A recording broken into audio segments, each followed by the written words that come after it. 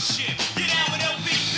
Yeah, you know me. Get out with OPP. Yeah, you know me. Get out with OPP.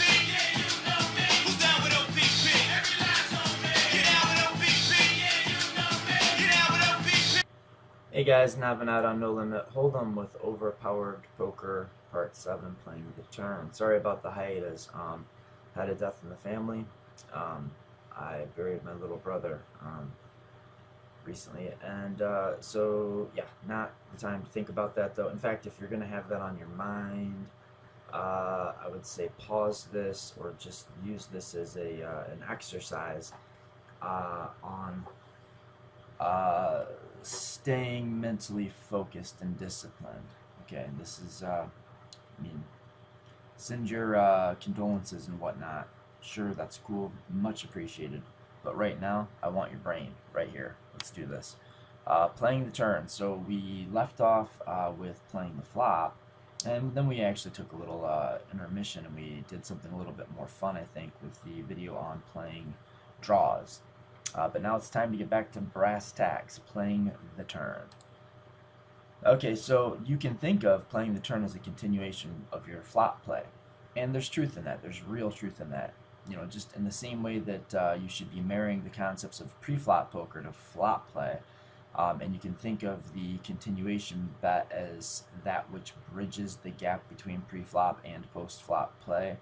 That continuation of pre-flop onto the flop is also here where we're continuing our flop play onto the turn. But another thing that's maybe not as obvious is that you're not just continuing your play from past streets into present street, but you also have to really be thinking on the turn about what's going to happen later on in the hand. You know, how is your opponent going to react to whatever you do on the turn while you're still on the turn? Do you have a plan for that? Like what happens if you bet and get check raised? You should know. But even more than that, it's a continuation from the flop, which is a continuation from pre-flop, but it's all leading to potentially a big river decision. And you really need to start thinking about your river decision, if not before the turn, on the turn. And when you're doing your off-table work, I would say you should try to ignore the time dimension. There's no real time dimension in the game space of No Limit Hold'em, or not in the way we normally think about it. But in-game, it's not always easy to start with river play and kind of construct your ranges backwards. But it is the case that in a very real and legitimate way, your turn play is just like it's a continuation of your flop play. It's leading towards your river play, and that's not a trivial notion. It matters. There are some specific things that we should be considering when we go to the turn. And this is a little bit trickier to learn. I mean, we don't play nearly as many turns as we play flops. That should be pretty obvious. But one thing you need to understand about playing on the turn is that the more bets that are going in on each street, the more aggressive you've been, and the more your opponent has been exactly calling your aggression, the more you're finding or starting to find yourself in a polar versus bluff catcher type situation where, or at least that's what you're both representing with your actions. Because if you didn't get raised pre-flop and you had the pre-flop lead, and then you go to the flop still with an uncapped range against a capped range, and you bet the flop and got exactly called, well, your opponent had a chance to fold and didn't. He had a chance to raise and didn't. So his range is starting to lose a lot of weight, right? Like the tops and the bottom parts of his range are going away, whereas really your aggression is not having quite the same effect as his just simply calling.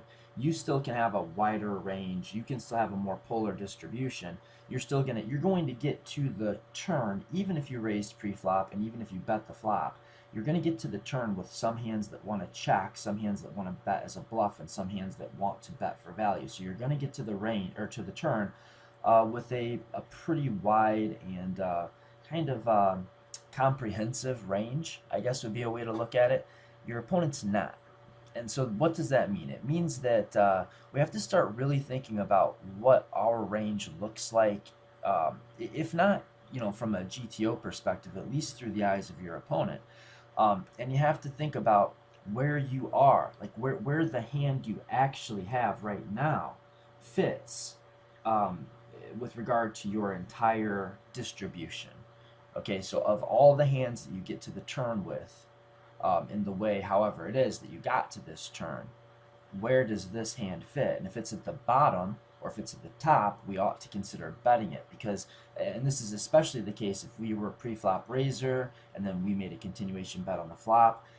You can get away with a lot of different things on the flop, but when it comes to playing the turn, if you're going to be double barreling the turn, you really ought to be aggressive with a polarized range. I mean, this is the spot where you're going to have less hands that are betting. You're not going to be making a bunch of range bets on turns like you might on flops.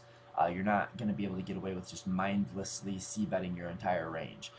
There's bigger money going in now, and we're setting up for even bigger money going in, or potentially going in, on future decision points like on the turn and on the river.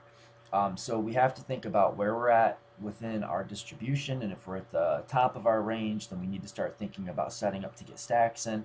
If we're at the bottom or near the bottom of our range, we need to start thinking, is this going to be a good bluff candidate, or should I just be giving up with this part of my range? And if we're in the center, we really need to be thinking pot control most of the time.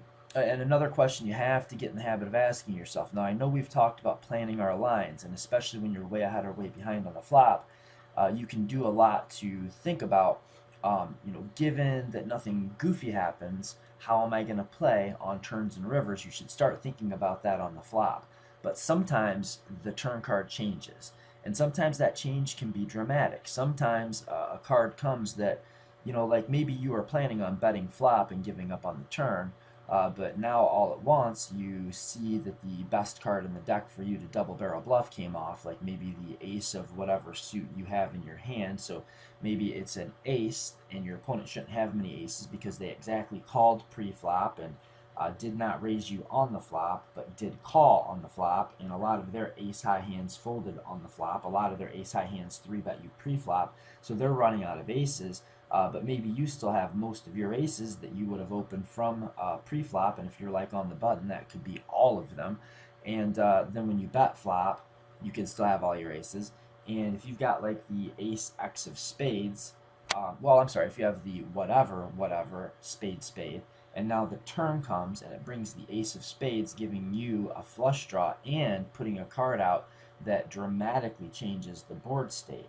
Now you have all the top pairs, your opponent doesn't, and now you actually have equity in the hand. So even if you were planning on giving up, like check folding the turn with whatever hand you have, if you've got 2 spades and now there's 4, and the fourth one was an ace of spades on the turn that you have more of than your opponent does, then maybe that's a dramatic enough change that you should be thinking bet. And when we're betting turns, we shouldn't be making these little like 1/3, 1/2 pot bets. We should be thinking bet bigger with fewer hands. We want to be value betting our strong hands, we want to be bluffing our weak hands, and we want to be checking our middle hands. And in order to make that make sense, and anytime we're betting a tighter and more polarized range, and in fact you could say the tighter and more polarized your range is, the larger your bet sizing ought to be. But you have to think in terms of the texture, your opponent's disposition, how he's likely to react, the stack to pot ratio, your plan that you had from the flop, but also planning ahead and thinking like, well, is this going to be just an awful situation if I bet and get raised? And if so, how likely is it that my opponent has a hand that can raise? And regardless of what of that is true, like how likely is this specific opponent to raise me with or without it? And do I have a good way of dealing with a raise? This is like the thinking man's street. Texture, opponent, stack to pot ratio, your plan from the flop, and planning for future. That all should be like coming into it. Now, in a way, we already know what happened pre-flop and on the flop, so we should have that in our memory, but we shouldn't have really much to think about with regards to it. I mean, it doesn't do us any good now to think, damn, I shouldn't have bet the flop, or maybe I'm raising a little bit too wide. from the button pre-flop, none of that. It's too late. Now we are where we are. We ought to have our memory. We ought to know what has happened. And but in thinking about what has happened, we really should be using more of that energy to think about what that means about our opponent's range. Like, what hands does he have left? How does he get to this spot? Like, what does he have when he gets to this spot in the way that we got to this spot?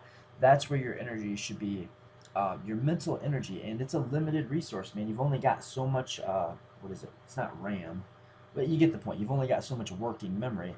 You've only got so much energy, mental energy that you can apply to the task of deciding what to do on this street.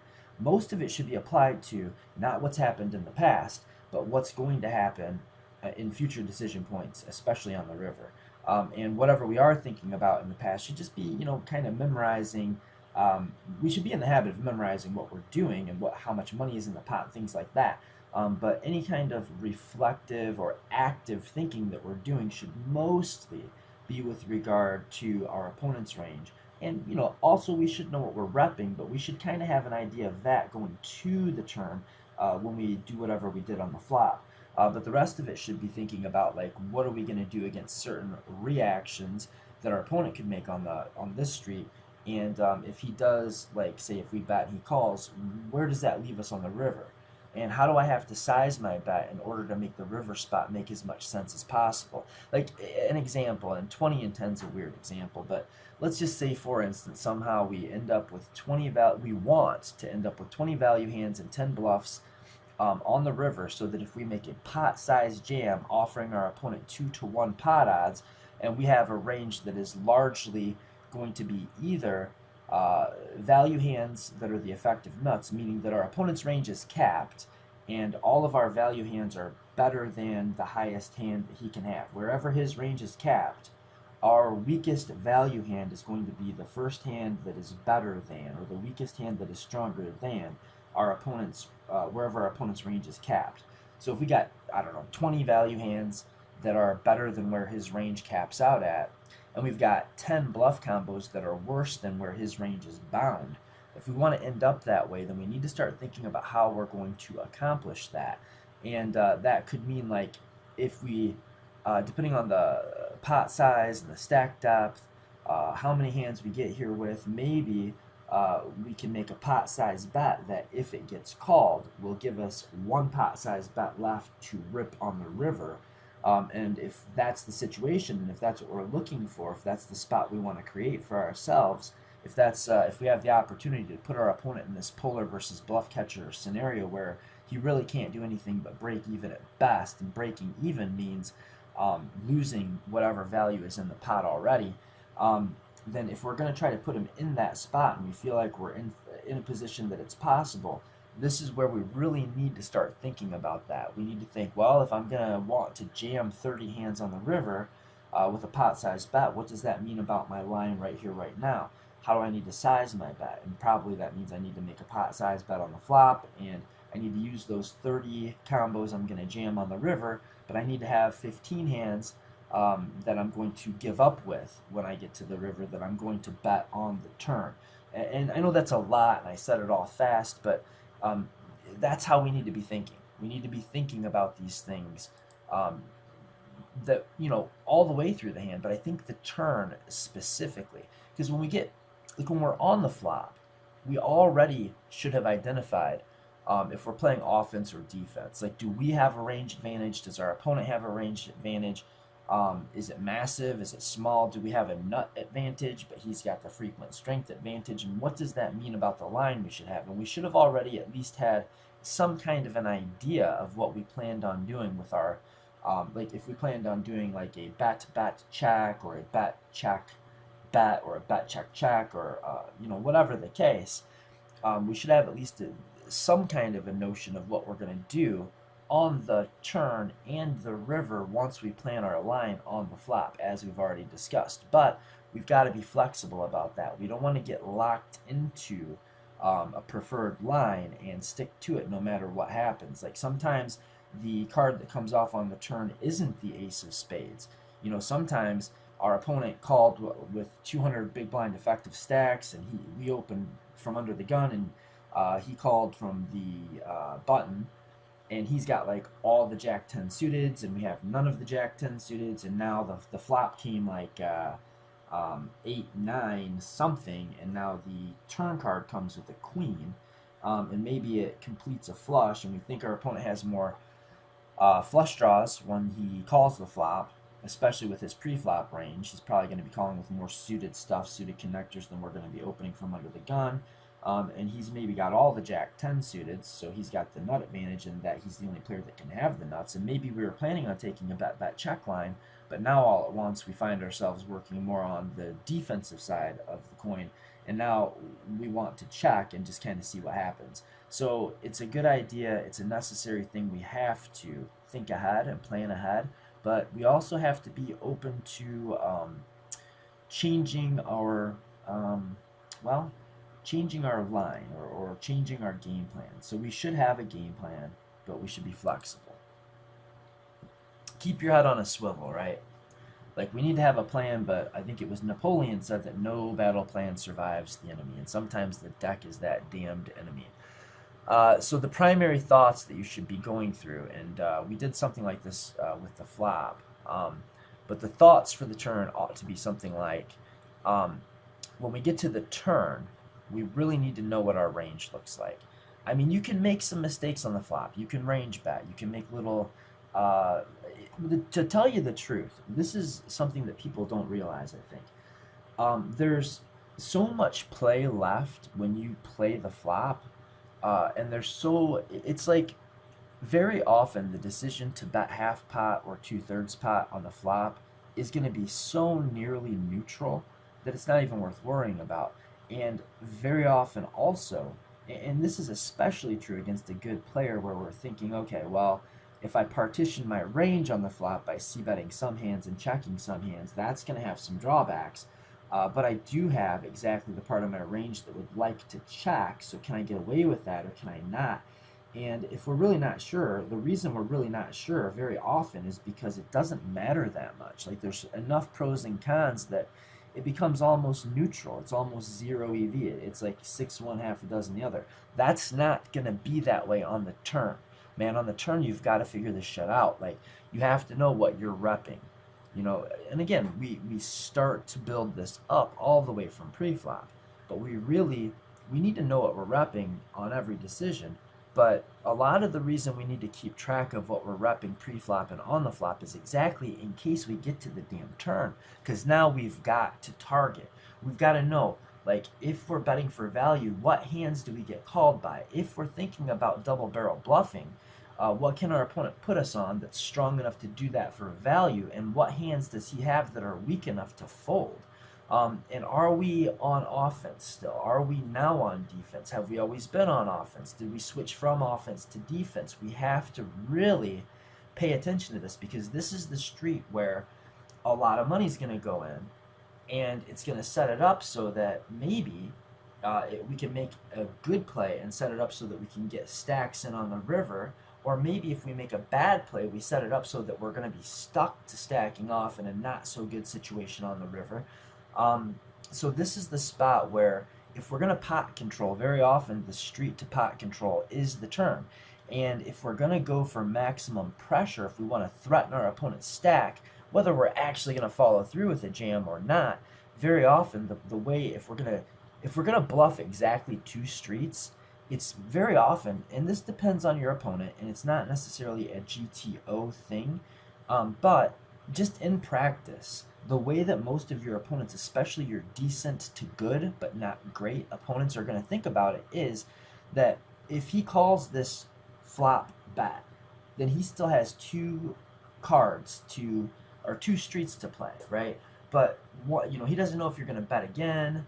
He doesn't know how big the pot can get or is going to get. But once you make this second bet, or if you're thinking about making the second bet on the turn, your opponent will very often, and again, this is especially good but not great opponents, are very often going to make their decision on the turn whether they're going to stack off or not on the river. So very often, if they're not willing to go with the hand on the river, if they're not willing to get their stack in on the river, and you set it up so that you bet an amount that, if called, makes the stack to pot ratio going to the river about 1. So there's about as much money behind in the effective stacks as there is in the pot, then your opponent will very often fold unless he's willing to stack off on the river. And that's one reason that against good but not amazing players, double barrel bluffing is so massively profitable, is because very often you're going to get the fold equity from the turn and the river just by betting the turn. But you have to ask yourself, what do I rep? Am I repping anything legit? What am I targeting? What does it look like I'm targeting? How big do we want to allow the pot to get? Do we want to threaten stacks, or do we really not want to play for stacks? And we also should be thinking, was this turn card good for us, good for our opponent? Was it kind of neutral?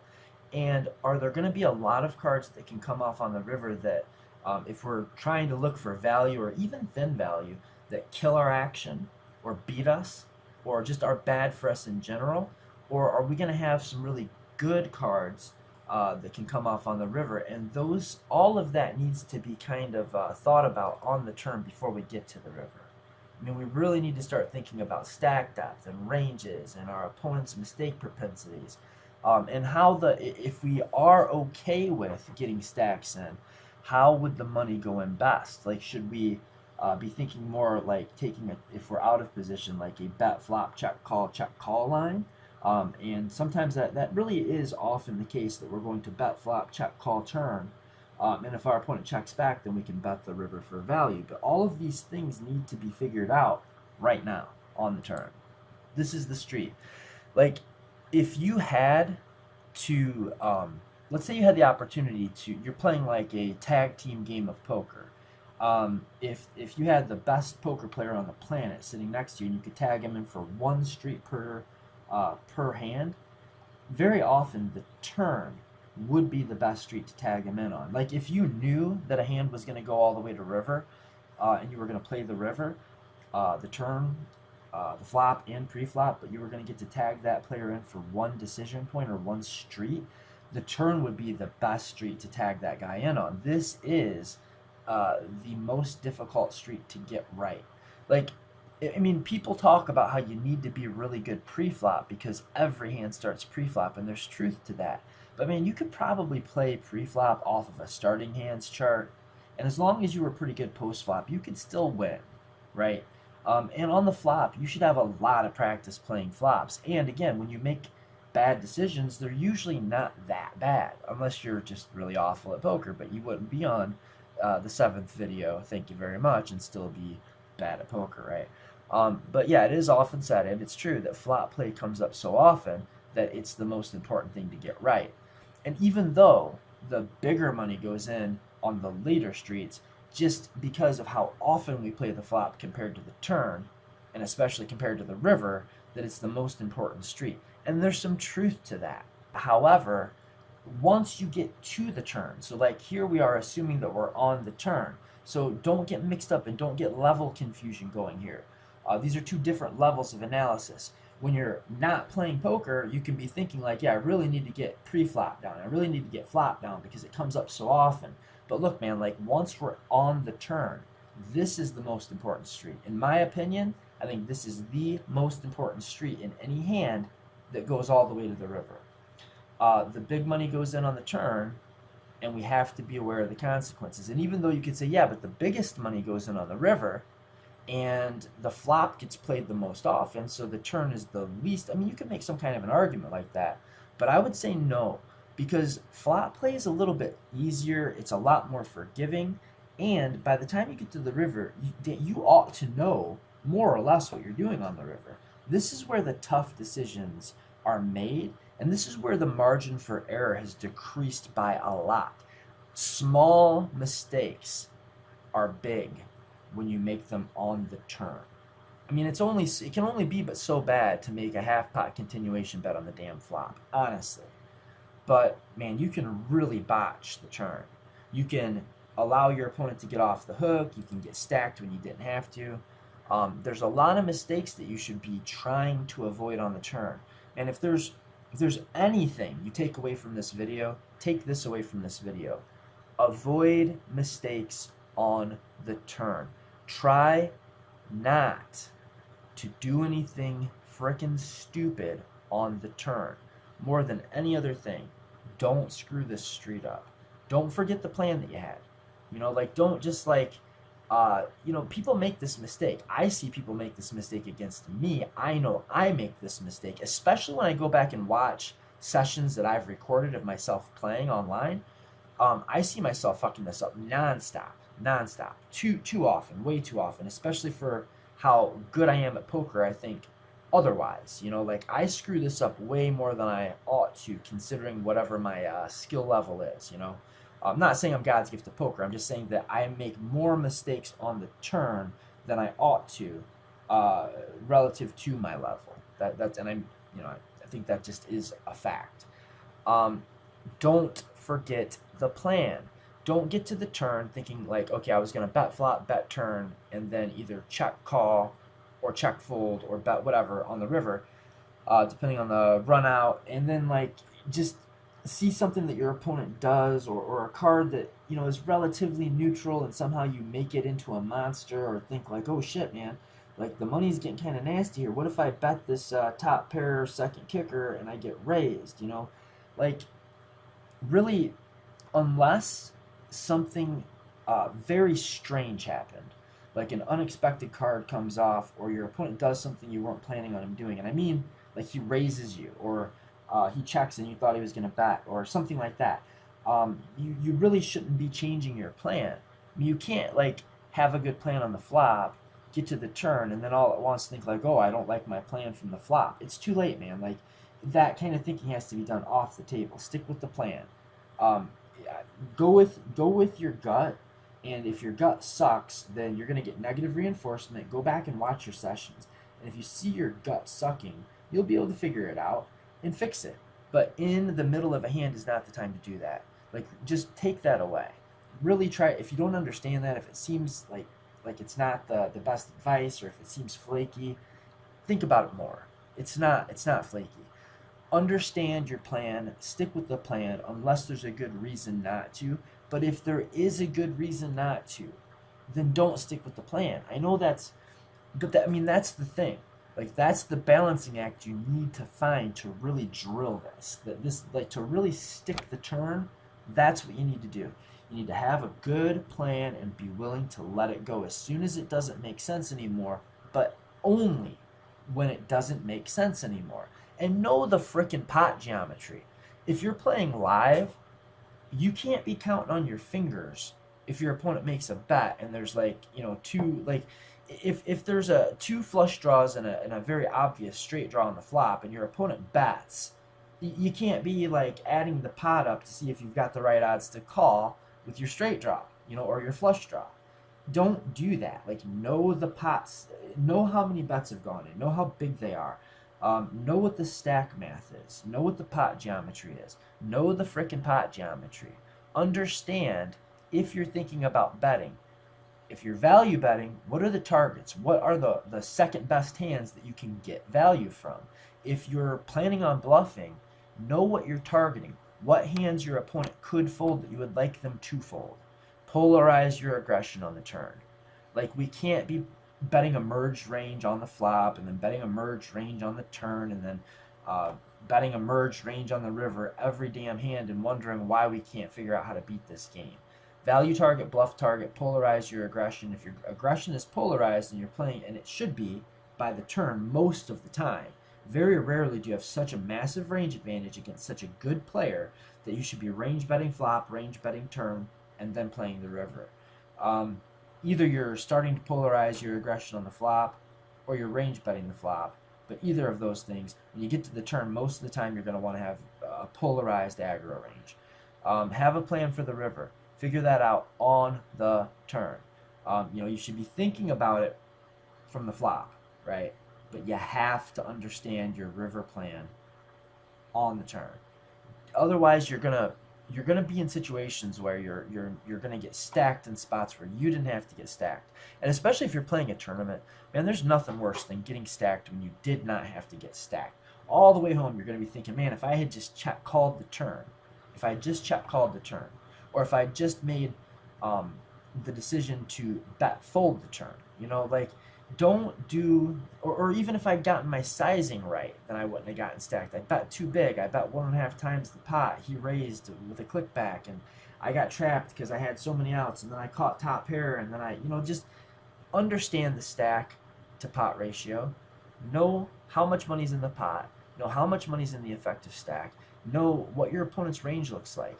Know what your range looks like to him, and polarize your aggression. Have a plan for the river, but don't get stuck to the plan, just like before. Don't get stacked if you don't have to. Aside from just not making mistakes, the turn also gives you the ability to do some really good, effective, positive things. And it's a zero-sum game, so when I say positive things, I mean really put your opponent in a negative situation, right? The flop mistakes, again, you can make up for those, by the river. You've got streets, but when you get to the river, it's going to be fairly cut and dried most of the time. And when you get to the flop, it's kind of like it doesn't matter that much. But the turn is that middle ground where the decisions really matter, but they're not trivial, they're not simple, they're not easy. So this is the time where you should understand that this is the least forgiving street. It's the one that requires the most analysis, in my opinion. And just, make sure you don't do anything stupid, but it's also time to do things that make your opponents do things that are stupid. It's time to leverage your stack. Put pressure on your opponents. Make them see that if they call you on the turn, they may have to go broke on the river. This is, I think, what Doyle Brunson really was alluding to way back when he wrote Super System, or I think it was originally called How I Made $1 Million Playing Poker, whatever. Way back when he wrote that, he said the key to No Limit Hold'em was to put your opponent to a decision for all of his chips. You don't just do that by moving all in on the river. Very often, the spot where you're putting your opponent to a decision for all of his chips is on the turn. Now, you don't actually have to jam the river just because you set stacks up to do so on the turn. But very often, against those good but not great players, they're going to feel like if they call you on the turn, they're going to have to go broke on the river if they don't have the best hand, and you'll get those extra folds. This is the time to apply pressure. But it's also the time to pot control when you don't want to get stacks in. If you bet flop with top pair, and now, like, say you had ace queen and the flop was like queen 7 deuce 2-tone, and you bet, got called, and the turn card comes and it's a king, this is the time where you have to decide not to go broke. You don't want to go broke with second pair, right? So maybe now it's time for you to check and call and maybe decide what to do on the river. But it's time to know what your opponents are up to. It's time to know what your opponents rep. It's time to know what you're repping. It's time to understand whether it makes sense for you to get stacks in or not. And if it does make sense to get stacked in this hand, if you lose it, does it make more sense to go out checking and calling, which is not this cardinal sin that people act like it is. Sometimes you've got the very best bluff catcher you can have, and you've got an opponent who's very capable of bluffing, and you have to check and call. And then when the river card comes off and he misses all of his draws, and he's only got like sets and busted draws, and you've got the best bluff catcher in your range, it's got no blockers to the busted draws, and maybe it's got some blockers to some of the sets he could have, or something like that. Sometimes it's the very best decision that you could make to check, call, lose your stack, and walk away knowing you did the right thing. But this is the time to decide. Do I want to play for stacks? Do I think my opponent is willing to play for stacks? Can I leverage my stack and get him to make crazy, silly folds? And if I am willing to go broke with this hand, does the money get in better by me betting it, or does the money go in better by my opponent betting it? So it's time to know what you're up to. It's time to narrow your opponent's range, and it's time to more or less have your plan. Know what you're doing on this street, and also know what you're doing through the rest of the hand on the next street. Pot geometry is key to this street. This is the key to this street. We've talked about this already. It's often the most powerful street to bluff because you can leverage your stack. But you can only leverage your stack if you understand pot geometry, if you understand how pots build, how they grow. If I bet 10 here and he calls, that's 20 more that can go in on the river without it being an overbet. A 5 big blind error in your sizing on this street can allow your opponent to walk away with 15 big blinds more than he should, or more. Because, okay, so let's say that you really should have bet, say, 20 on this street, just looking at your stack, looking at your opponent's stack, thinking of the ranges, what you rep, what he has, your equity distributions, so on and so forth. Maybe you bet 15, but you should have bet 20. Well, that 5 big blinds that he didn't call on the turn is going to also be another 10 big blinds he doesn't call on the river, and that's even if you make a pot size bet on the river. But if it's a spot where really, if you bet 5 big blinds more and you ticked it up from 15 to 20 big blinds on the turn, then that would have left you in a spot where on the river, if you would have that you would have had, like, I don't know, 5 big blinds more than you needed to jam. Like a jam would have been like a 5 big blind over bet. But instead of making that 5 big blind over bet, now you've got to size it more or less like the size of the pot. So missing that, going from 50 or from the 20 you should have bet to the 15 you did bet, not only saves your opponent the 5 big blinds that he would have called on the turn, but it also saves him the 10 big blinds that it makes sense that he would now have to call on the river. But it can also make it so that you aren't able to just make it look like, well, hell, I've got, 5 big blinds more than the pot, so I'm obviously just going to jam here, and you miss that 5 big blinds as well. These things are not small. Like, look at your win rate. Like, it's not going to be 15 big blinds per hand, guy. Like, you cannot miss these spots. These are so important. Threatening your opponent's stack is such a big deal. Right? It's one of the things that turns a reasonable player into a crusher, especially at mid stakes or 2-5 live games. Man, 2-5 live games, if you can figure out which players have fold buttons, which players are playing on scared money, which players just came from the 1-2 game, which players are waiting on some tournament and they're like, what the hell? If they're not comfortable and you can threaten their stack on this decision point right here, imagine how powerful it is if you had this read. And I'm telling you, the following read is not at all uncommon. If you have the read that if you bet the size of the pot on the turn, and that's going to set it up for a pot size jam on the river, that if your opponent does not want to put all of the money in, that he's going to fold right here, right now, then that means that every time you threaten stacks on the turn, then if you're bluffing, then you can stop bluffing on the river. If he's making his decision to either go with his hand or not on the turn, but you're not, that means that every time you actually have it, you stack him. But every time you don't actually have it, you make this bet, he folds just as often as if you bet turn jammed river, but you don't have to jam the river with your bluffs. You can and also understand that the money that goes in on the river is often more valuable than every other street combined. And it's almost always going to be as valuable as every other street combined, but it's very often going to be like either getting that last bet on the river or not having to use that last bet to bluff on the river. That one bet is worth as much on average, I'd say, or right about that, as every decision on every other street combined. And most of the river decision is really coming down to how you're playing the turn.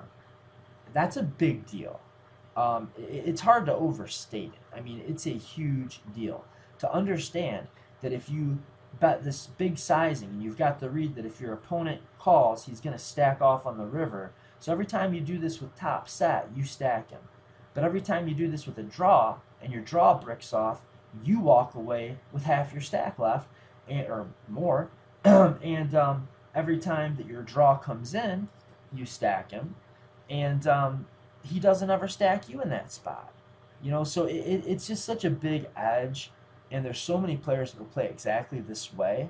I mean, this is the spot where getting keyed in on the correct sizing is Well, I mean, it's maybe the hardest to work out and figure out, but it's also it's going to have the highest return on mental investment. That's the best way to think of it. This is the street where if you have to get a calculator out on one street, this is the street you want to get the calculator out on. Know your plan, and if you can, if you have the ability to count combos, count them. You know like there's X combos of this in my range, and I have that many in just. I guess the easy way to say this is pour whatever mental energy you have in on this street.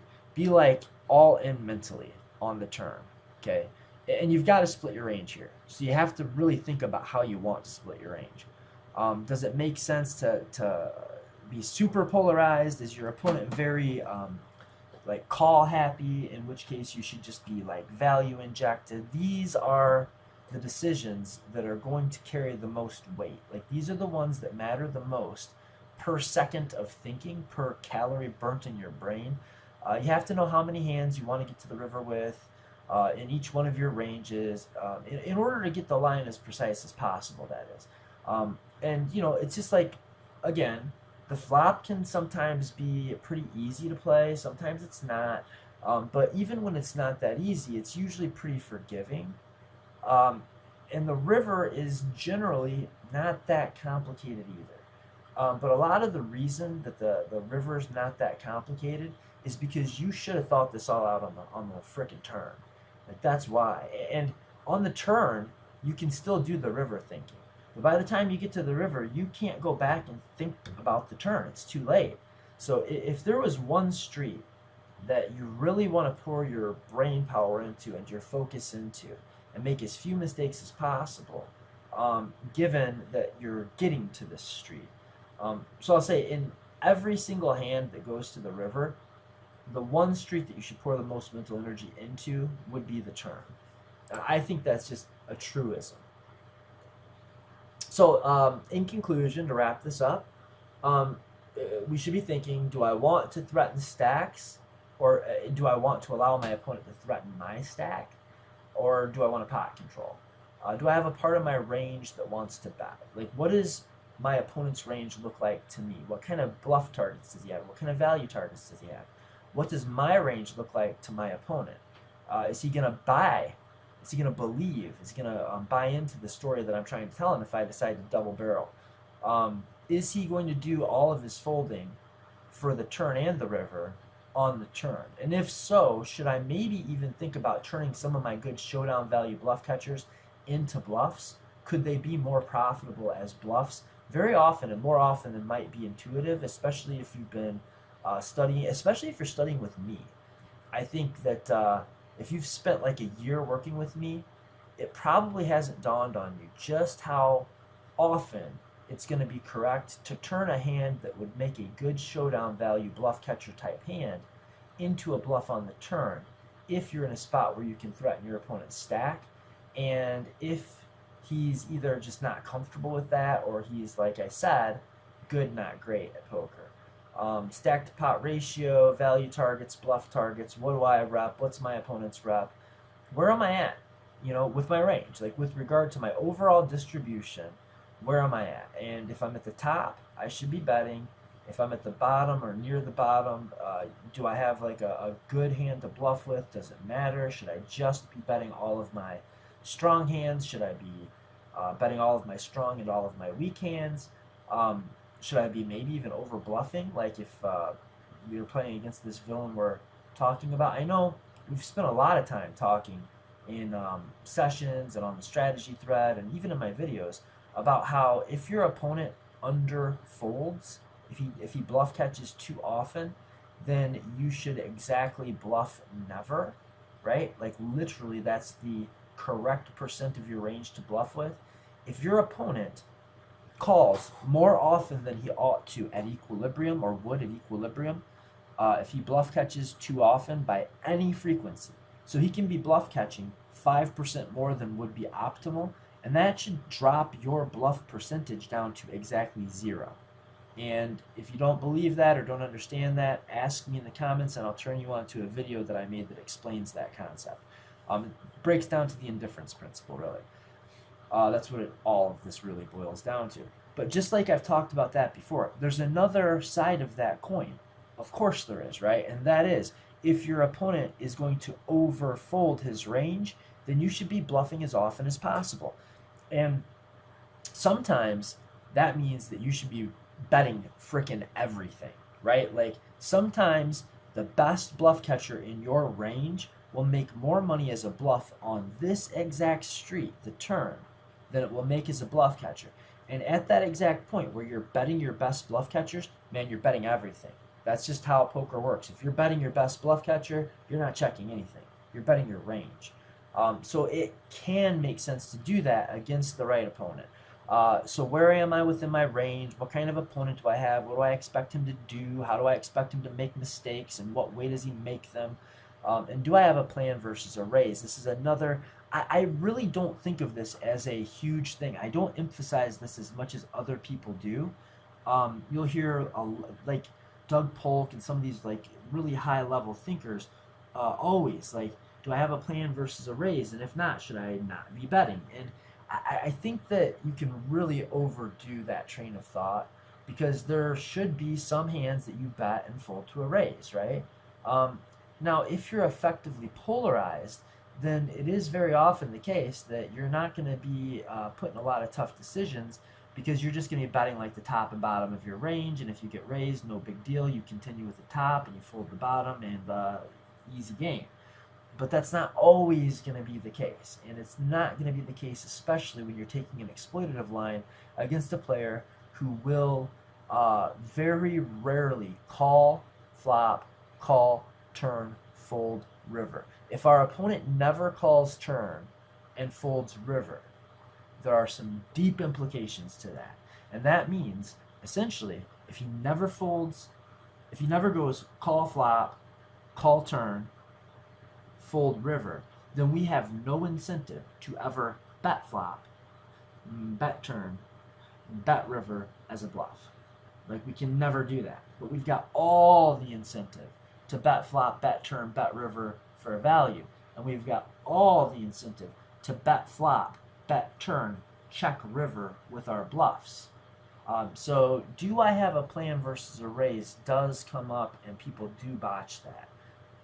If you make a bet on the turn and your opponent raises you and you're just utterly taken back and you're confused, it can happen once in a while if you just think like, man, my opponent doesn't have any raising hands here. What's going on? Is he trapping me? Is he ridiculous? Has he lost his mind? I can see that, but if this is happening like every time your opponent raises you, you're probably betting too linear, and you should probably polarize your aggression more.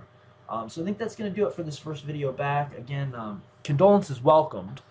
And it has been a rough time, man. This is my 34-year-old little brother. And I'm going to just, like tell you an anecdote here.